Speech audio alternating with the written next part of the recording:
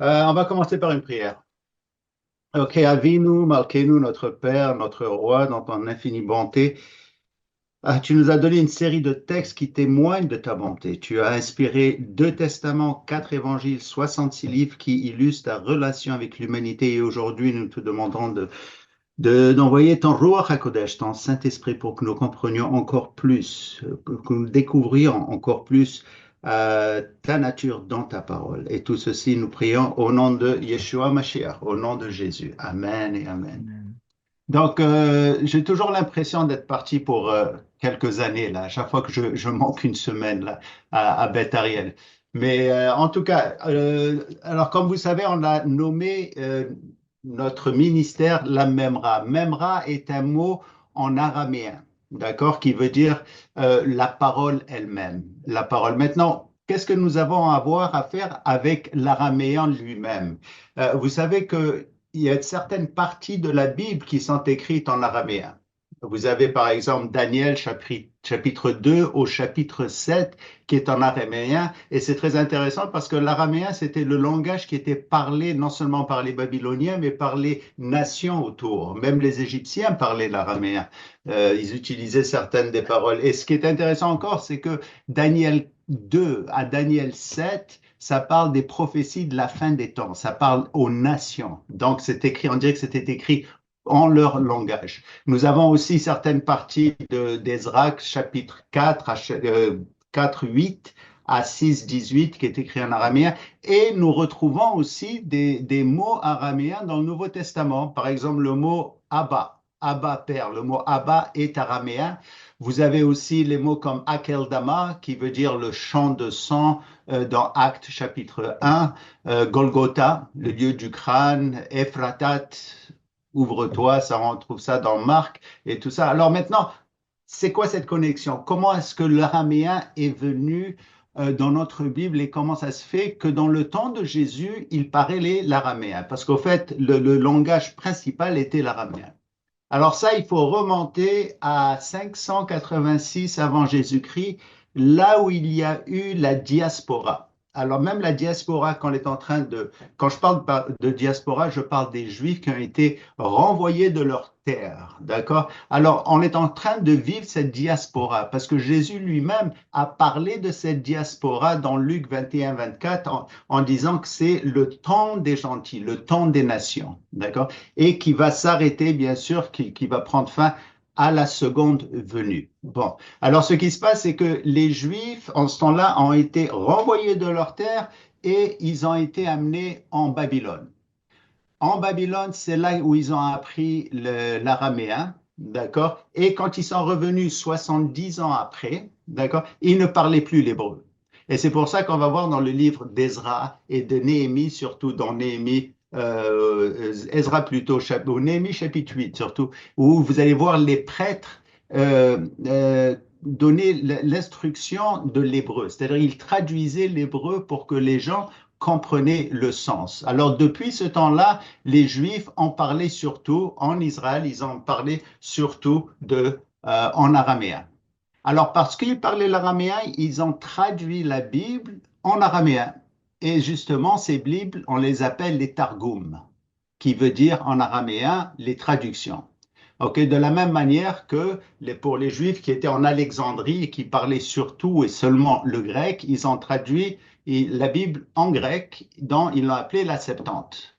Alors, c'est parce qu'il y avait toute une communauté juive là-bas, mais c'était le grec. Donc, en Israël et autour d'Israël, c'était l'araméen elle-même, donc le Targum. Et surtout, il y a surtout trois Targums qui ont été écrits. Alors, il y a le Targum de Jérusalem, où il est appelé le Targum de Jonathan. En fait, c'est ni l'un ni l'autre, ça s'appelle le Targum Yud, avec une lettre Yud, la 10e lettre de l'alphabet. On dit nous autres J, mais il n'y a pas de J en hébreu, donc ils pensaient que c'était celle de Jonathan ou celle de Jérusalem. On va l'appeler le Targum de Jérusalem. Et avec ça, il y a le Targum Néophiti et Targum Ankelos. En général, les rabbins n'aiment pas le Targum de Jérusalem. Pourquoi? Parce qu'ils ont modifié les deux autres. Ils ont modifié beaucoup de choses, mais ils n'ont pas modifié celui de le Targum de Jérusalem. Par exemple, Si vous voyez Ésaïe 53, et aujourd'hui, les rabbins vont dire que ce n'est pas le Messie. D'accord? C'est Israël qui souffre pour les nations, ce qui fait aucun sens. Mais le Targum de Jérusalem dit qu'ils ont le titre Le Messie qui souffre au-dessus d'Ésaïe 53. Donc, ils n'aiment pas beaucoup ce genre de Targum. Mais de toute façon, on peut se fier à ces trois Targums communs parce qu'ils nous situent un peu dans l'histoire. Et là, vous allez voir que les rabbins, dans les trois Targums, ils vont utiliser le mot Memra pour le mot Dieu, plusieurs fois. Mais pourquoi? Ils avaient une dichotomie qu'ils devaient régler. À chaque fois qu'il y avait un anthropomorphisme, c'est-à-dire quand Dieu venait physiquement, surtout en tant qu'individu, ils ne savaient pas quoi faire avec. Parce qu'il se disait, il savait très bien que Dieu quand même habite, comme Salomon a dit quand il a construit le temple, il a dit Dieu, il habite dans les cieux des cieux, les cieux des cieux ne peuvent le contenir. Qu'est-ce que je fais en construisant ce temple? Or, alors pour régler un peu cette dichotomie, ils ont utilisé le mot Memra, qui est synonyme au mot Dieu. Par exemple, je vous donne un exemple. Dans la Genèse 3:8, il dit que l'Éternel marchait avec Adam dans le jardin. D'accord? Mais eux, ce qu'ils ont dit, ils ont écrit comme ça. Ils disent que Dieu, c'est-à-dire la Memra, marchait avec Adam, pas Dieu. Parce que pour eux, Dieu, c'était trop haut pour qu'il vienne se marcher. Et là, vous voyez plusieurs exemples dans la Bible, par exemple aussi dans Genèse 18. Bon, si vous ouvrez Genèse 18, qu'est-ce que vous avez? L'Éternel est venu voir Abraham. Alors, c'est l'Éternel lui-même avec deux autres individus, mais eux, ils disent, comment est-ce que l'Éternel peut venir voir Abraham? Ils ont changé le mot pour le mot Memra. Donc, c'est la parole qui est venue voir Abraham. De la même manière, il y a aussi Genèse 19-24. 19-24, c'est un classique, si vous voulez. Les rabbins ne savent pas comment, si vous voulez, expliquer ce passage qui dit, alors l'Éternel fit pleuvoir du ciel sur Sodome et sur Gomorrhe du soufre et du feu par l'Éternel. Donc, vous avez l'Éternel, le nom de l'Éternel, deux fois. Alors, on dirait qu'ils étaient en quelque sorte divisés. Alors, les rabbins en quelque sorte, arrangé ça et ils ont dit non, c'est l'Éternel et la parole. La parole est sur terre et l'Éternel est en haut. Déjà, vous savez que la Genèse nous prépare à rencontrer Jésus et à aller voir et à aller comprendre que Jésus lui-même est divin. D'accord? On le voit déjà dans la Genèse et on va voir ça un peu plus, surtout dans l'évangile de Jean. Alors, alors l'évangile de Jean, ce qu'il fait, c'est qu'il amène cette dichotomie et la laisse telle qu'elle, surtout dans Jean 1:1, où il dit comme ça, évidemment, on le connaît tous par cœur, j'imagine, c'est au commencement était la parole était Dieu. Et, non, au commencement était la parole et la parole était avec Dieu et la parole était Dieu. Donc, la parole était avec Dieu, mais la parole est Dieu. Alors, comment est-ce qu'on comprend ça? Jean le laisse tel quel, mais plus tard, il explique par cette doctrine de la Trinité, de la Trinité de Dieu, et surtout en amenant la divinité de Jésus, parce que c'est le thème un peu de l'évangile de Jean. D'accord? Alors, et à travers, si vous voulez, à travers le chapitre 1, Jean parlait de cette Memra, de ce que cette Memra représentait dans les Targums. Parce qu'au fait, on se rend compte que Jean parlait à des Juifs au départ. Il ne parlait pas à des Grecs, philosophes ou quoi que ce soit. Jean lui-même était un pêcheur et ainsi de suite. Donc, il parlait de choses qu'il connaissait. Il était allé à l'école et ainsi de suite. J'imagine à les synagogues, c'est ce qu'il lisait. Dans les synagogues de ce temps-là, il lisait surtout les Targums. Alors, ce qu'il dit au chapitre 1, par exemple, c'est que la Memra, elle, c'est aussi le Créateur. La parole est le Créateur. Et ça, il le dit au verset 3. Il dit, toutes choses ont été faites par elle et rien de ce qui a été fait n'a été fait par elle. Donc, ils sont différents, ils sont un, mais c'est la Memra, c'est Dieu lui-même. C'est ce qu'il essaie d'amener surtout. Alors, on sait très bien, par exemple, que Dieu, je veux dire, lui-même, c'est Dieu qui a créé le ciel et la terre. Nous l'avons dans Genèse 1:1. Au fait, vous savez, dès que vous ouvrez la Bible, dans Genèse 1:1, on est face à face avec encore cette dichotomie ou cette pluralité de la divinité. Pourquoi? Parce que quand il dit au commencement, Dieu a créé, d'accord? Le mot Dieu est au pluriel. C'est Elohim au pluriel, mais le mot créé, il a créé, est au singulier. D'accord? Alors nous avons cette pluralité et ce singulier ensemble. Alors déjà, dès qu'on ouvre la Bible, on voit qu'il y a quelque chose, ok, avec la pluralité de la divinité elle-même. Et on a ces pronoms qui nous reviennent dans Genèse 1:26. Faisons l'homme à notre image. Mais qui c'est on? C'est qui cette pluralité? Évidemment, les rabbins vont dire, ah, c'est Dieu et les anges. Mais on n'est pas fait à l'image des anges nous-mêmes, quand même. C'est Dieu et plusieurs fois, il y a cette pluralité qui nous revient. Alors Jean, lui, il nous amène ça et il nous dit que c'est les mêmes. Il explique ça plus tard en disant que Jésus, lui, c'est la parole qui est venue sur terre. La parole aussi, ce que Jean nous dit, et ça c'est important, il dit que la parole elle-même, le logos, la parole, est la source de vie.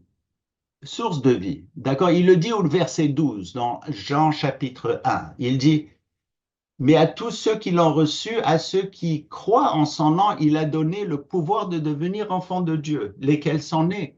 Donc, comme Pierre a dit dans Acte 3:15, il parle de Jésus comme le prince de la vie. Archégos. Archégos, c'est quelqu'un c'est celui qui fondait des villes et on l'appelait par son nom et ainsi de suite. Donc, lui, Jésus, s'il a la vie, c'est parce que c'est Dieu. Il y a juste Dieu qui peut donner la vie. D'accord? Alors, on voit qu'il règle un peu cette dichotomie qu'il y avait dans les Targums. Et plus tard aussi, bien sûr, et ce qui est important, c'est que la Memra, d'après Jean, c'est l'agent de révélation. D'accord? C'est la Memra qui révèle Dieu à l'homme, comme qu'il l'a fait dans l'Ancien Testament, comme dans Genèse 32:30.